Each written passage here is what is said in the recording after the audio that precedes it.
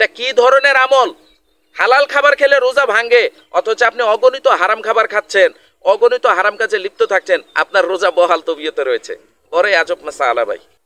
আসসালামু আলাইকুম ওয়া রাহমাতুল্লাহি ওয়া বারাকাতুহু।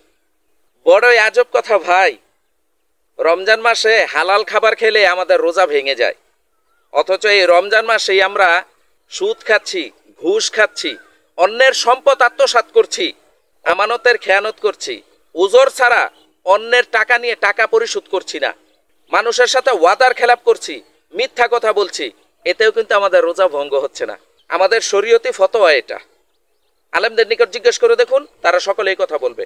যদি কোনো রোজাদার মিথ্যা কথা বলে তার রোজা ভাঙবে কিনা, হুজুর বলবে ভাই রোজা ভাঙবে না, তবে রোজা হালকা হবে, রোজার বরকত থেকে আপনি বঞ্চিত হবেন, এরকম কথা বলবেন, কিন্তু রোজা ভাঙবে একটা বারের জন্য বলবে না।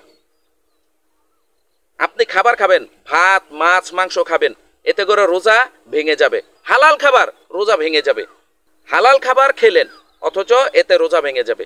কিন্তু আপনি যদি রোজাদার অবস্থায় ঘুষ খান, আপনি যদি রোজা রেখে খেয়ানত করেন, আপনি যদি রোজা রেখে যদি সুদ খান, বা আপনি রোজা রেখে যদি অন্যান্য কোনো পাপ কাজে লিপ্ত থাকেন, কোনো হুজুরই বলবেন আপনার রোজা ভাঙবে।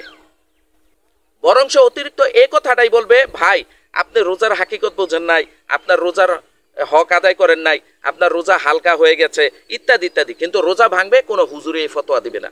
তাহলে ভাই বলুন তো, এটা কি ধরনের আমল? হালাল খাবার খেলে রোজা ভাঙে, অথচ আপনি অগণিত হারাম খাবার খাচ্ছেন, অগণিত হারাম কাজে লিপ্ত থাকছেন, আপনার রোজা বহাল তবিয়তে রয়েছে। বড়ই আজব মাসালা ভাই। আল্লাহ আমাদের সুমতি দান করুক, আমিন। আসসালামু আলাইকুম ওয়া রাহমাতুল্লাহি ওয়া বারাকাতুহু।